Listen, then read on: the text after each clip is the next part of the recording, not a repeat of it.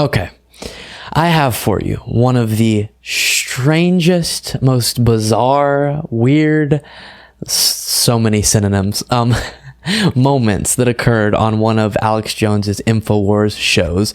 But it was a different host, so I guess either filling in for Alex or doing a different show on InfoWars.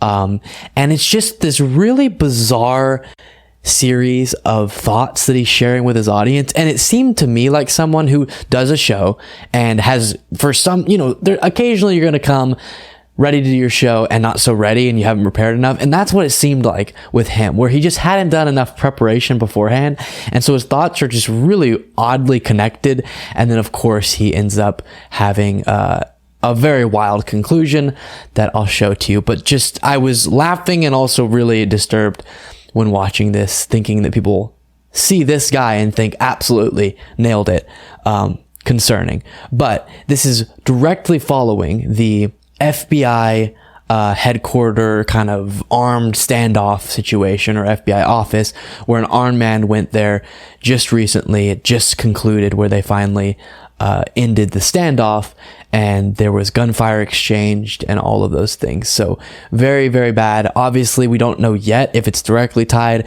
to all of the demonization of the FBI in the aftermath of the Mar-a-Lago raid, but I think that's fair to be something you speculate. Obviously, randomly this happens right after there's a massive outcry and a massive demonization effort by the right of the FBI. So we'll look at the specifics of this particular gunman who went to the FBI office. But first, I want to show you, it's a long clip, but you have to see the entire thing because it's the only way you absorb how bizarre and detached from reality it is. Then what happens today? Story developing right now. At the FBI office in Cincinnati, someone apparently fired shots and tried to break into the bureau. So, what do you know? Christopher Wray doesn't want to talk about the raid, but he does say, I'm worried about threats to the FBI is what I'm worried about. I'm worried about the FBI. We're the heroes here and the victims. And then 12 hours later, someone goes and tries to shoot up the Cincinnati FBI building. Now, initial reports is nobody's been shot. I don't think anybody's been killed or anything like that. So to be clear, you have to speak conspiracy theorists to understand what the heck's going on. I think right there he was trying to pretend that maybe the FBI has done this. The FBI has done a false flag. They love their false flags at InfoWars, because he said, the FBI person came out and said they're getting a lot of threats, and then right after that, there's a person threatening the FBI office. It's like, what are you saying there, buddy? But, it's the FBI. They can spy on us. They can lie to us. They can set us up. They can frame us. They can raid a former president's home in a political persecution attack. But they're the victims. And then the next day, look, we got a shooter at the FBI in Cincinnati. Now, see, this is a very delicate balancing act that we're in right now. Because really, the standard, I think, in human history has actually changed. We are, in some ways, or we like to believe... Okay, I dare you. So I'm pretty sure based on his second statement there, that's definitely what he was trying to allude to. We're the victim, and then suddenly a shooter goes to Cincinnati FBI. Oh, no. Which is just such a weird way to respond to an event like that. But I just dare you to follow what the heck he's trying to say right now. Ready? At least... that we as humanity are more civilized now than we've ever been before. And I think you could make arguments either way. But as far as being domesticated and really having certain primal survival instincts just beaten out of us and chemically castrated out of us.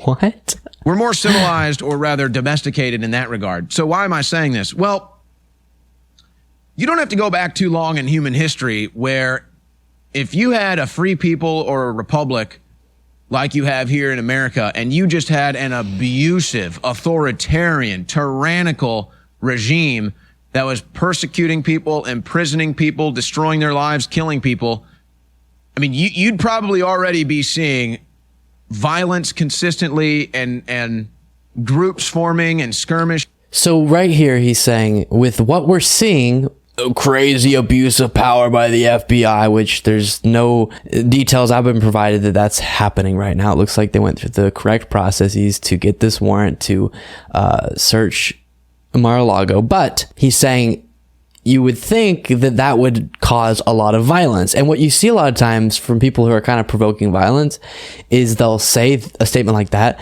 Guys, I mean, in any sane world or in any other, hypothetical world, this would cause massive violence in the streets and people going after all of the Democratic leaders. But I don't believe that. I don't think we should do. I'm glad that's not the case. You'll hear it so often.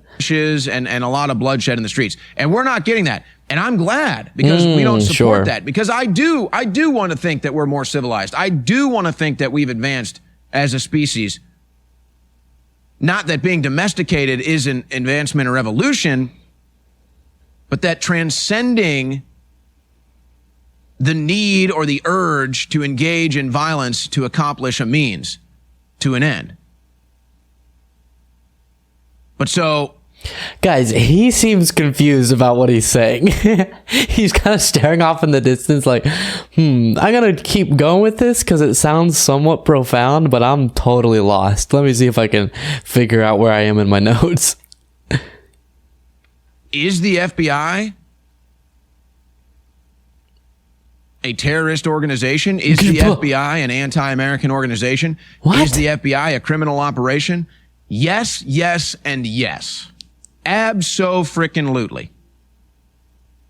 Now, does that mean the average FBI agent needs to be under gunfire from civilians? Absolutely not.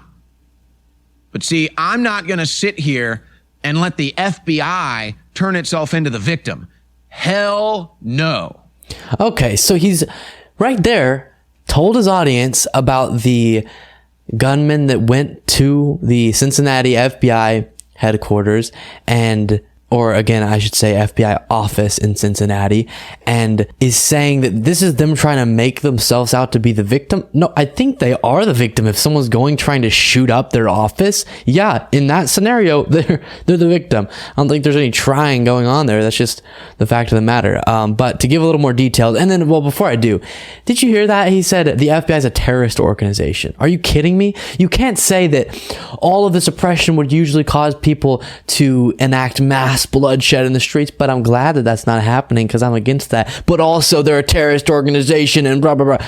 It's just so provocative. Okay, so update. As I'm recording this, literally information's coming in about this particular incident that the InfoWars guys was alluding to and that I'm trying to cover. So we're getting information right now. There was a standoff going on as I started the segment, and then I just got details that the man who attempted to go with an AR-15 into the FBI office, threatening their lives, and went on the run, ended up getting shot dead in a gun exchange, or gunfire exchange, I should say, between him and the FBI. And so he did end up dying. And a detail they found out about him is that he was at the Capitol on January 6th, participated in the January 6th riots. And so that pretty much confirms that this is related to the demonization of the FBI in the recent days because of the Mar-a-Lago raid. So you see the direct, very direct effect of all these right-wingers, instead of just being honest and waiting for the investigation to happen and waiting to see what the raid was about specifically and what ends up coming out of it, they just decided to turn their sights on the FBI and pretend that it's this horrible, corrupt thing and all the agents are terrible and whatever. And because of that, now this guy goes to the FBI office and is trying to threaten their lives, has an AR-15, super scary. But as I mentioned, he did get shot dead. He was at the Capitol attack. That's the details that are coming in right now, but we'll obviously give an update after more analysis is done in a later on show. Very scary. And the InfoWars guy's response to this is, oh, the FBI is trying to make themselves out to be a victim. Just really sad.